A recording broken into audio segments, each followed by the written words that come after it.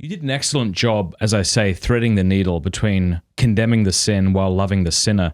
It feels like we're becoming less and less tolerant for nuance. Whether you're on the left or the right, you've just got to say what you mean as loudly and as aggressively as possible. And if you offer any kind of nuance, well, that's a sign of weakness, and people don't have an attention span to hear that anyway. But it is important that we have this nuance. So what would your advice be to us on how to talk about this issue with nuance? I suppose what I would suggest is that we stop doing this and start doing this. And, quite often when I talk about sin, people think I'm lecturing them or preaching at them or even judging them. And actually, I'm not. I'm talking about me. I'm talking about us as a collective, not you as an individual. I'm saying I am a sinner because we are all sinners. We are all fallen. And that's the issue. Because that word sin, when people can't get to the nuance because they hear the word sin, they say you can't call something a sin, it's legal, or you can't call it a sin, that's my life, and they feel judged, and they can't go any further in the conversation. So we have to reflect inwards and say, look, I am a sinner. I sin all the time. I try not to sin. I pray hard to separate myself from sin and to head towards holiness, to head towards Christ and try and live a Christ-like life. I am fallen, and I'm sure you have struggles too. We've got to bring it back to ourselves, I think. Yeah, that's good. Now, the German Catholic bishops have voted in favor of blessing same-sex unions.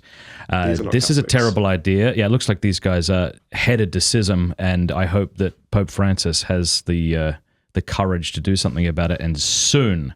But why are these supposed halfway measures also a bad idea? Well, you can't compromise on the truth, right? If we believe in a universal truth, which even that's a stepping stone because so many people are relativists these days and they think they own their own individual truths. But if we as Christians believe in a universal truth, there is one truth and he is a living God, then we cannot say that you can own part of the truth or you can submit to part of the truth. Like, you either submit to him or you don't. And these so-called Catholic bishops in Germany, Germany is tainted with this stuff, isn't it? It's always been like this way. Mm-hmm. But they do not want to be Catholic. They do not want to be Christian. They want to be something else, and they're trying to reinvent it.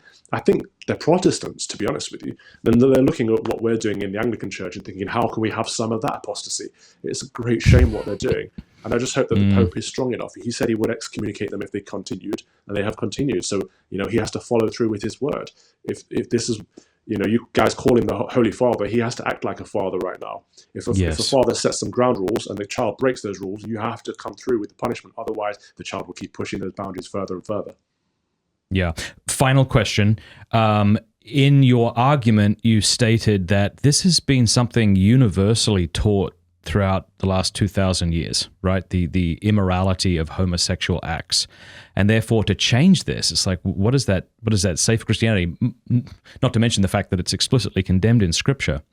And I don't know your position on this, and I don't mean to put you on the spot, but it wasn't in the 1930s that the Anglicans made an exception for contraception.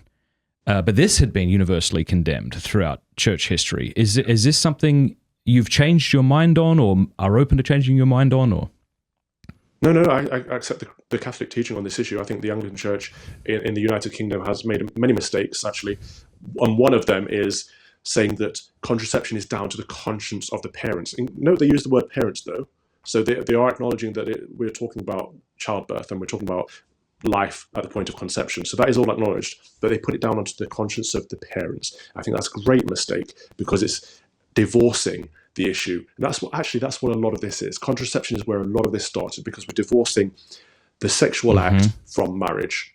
And we're going down the 1960s liberal sexual revolution route of sex being about pleasure and it being about a personal commodity, and it's nothing to do with two loving people united under God for the purposes of being blessed with a child.